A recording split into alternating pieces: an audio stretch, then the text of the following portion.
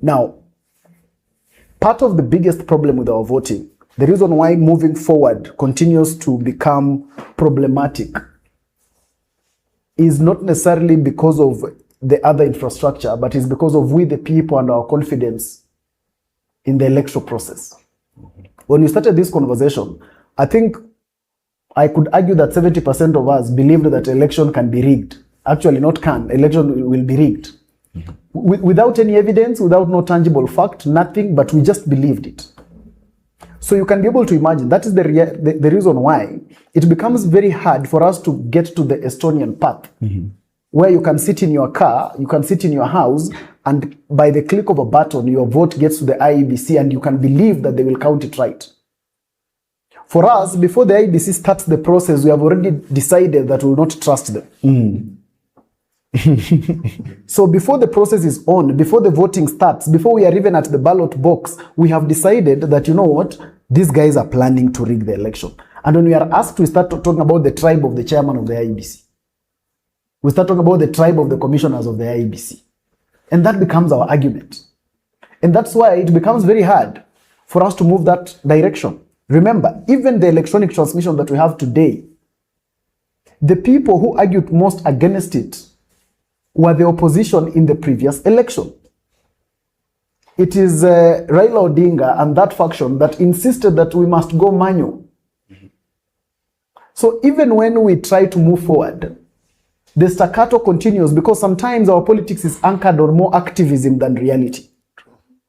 And that is why every time we are about to make a decision that can be able to make things black and white, for instance, when we make things fully electronic, it will be direct black and white. We will know who won and who lost.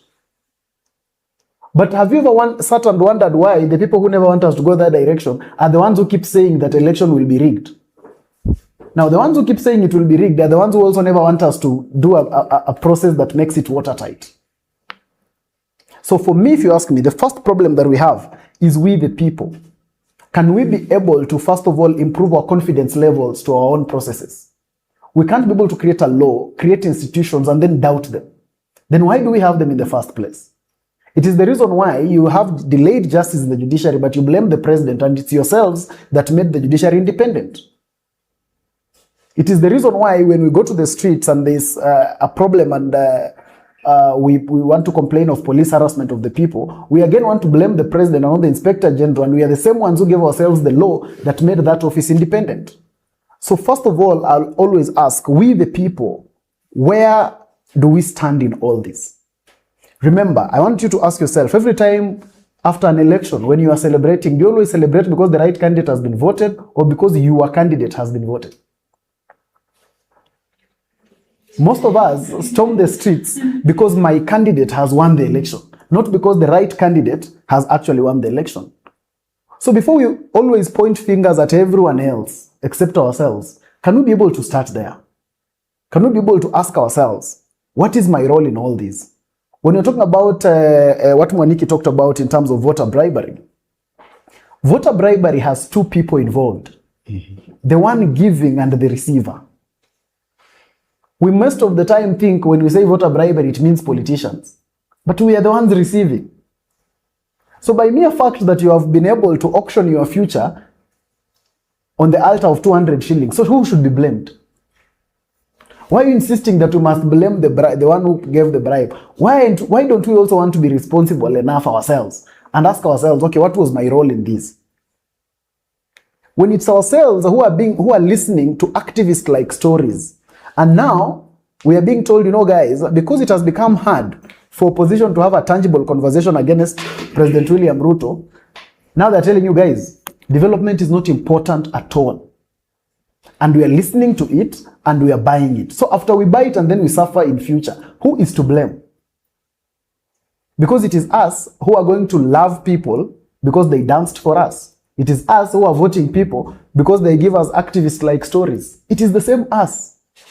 So at the end of the day, we must be able to ask ourselves the fundamental questions, and we must stop thinking that everyone else is wrong and we are the only ones who are right. We are not saints. These elections happen in Kenya. These leaders that you keep thinking are very bad, we are the ones who get them in office. And always know that like Mwalimu said, the person who you can always see the mistakes is the one who is in the field. You can be able to imagine the field day that people running for governor of Nairobi had yesterday. The field day. Because there was flooding, the field day. Because there was someone to point out and keep saying, you see, Sakaja has messed up. This thing is all over. Now we have turned into a county of boats. And funny enough, all of us liked those people who told us that. But did any of them prescribe a solution? Are you imagining that after you vote your favorite candidate in future, so what will he do? He'll stop the rains or something will happen? We must be able to hold ourselves to account, because we are the same ones who always love our leaders for telling us the obvious things that we know. All of us saw floods. It was here. The water was all over. Now your leader is coming and telling you, guys, there is flood in Nairobi. Then you love them, you like, you comment with all your emotions, and you're very happy about it. What is it with you? What is it with us? So we must be able to, first of all, ask ourselves those fundamental questions and know that we must help ourselves to be devoid of propaganda, especially of the opinion polls. You know, in Nairobi today, every gubernatorial candidate has an opinion poll that has ranked him number 1. Yeah, true. Everybody's succeeding in their own way. Everyone is succeeding. So, guys, we must be able to look at these things from that factual perspective. When our level of confidence in our own institution grows, we will move faster.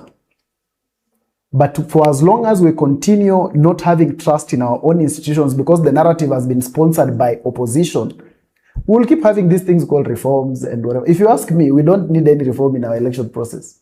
But you know why it's there? Because you people love narratives, narrative creation.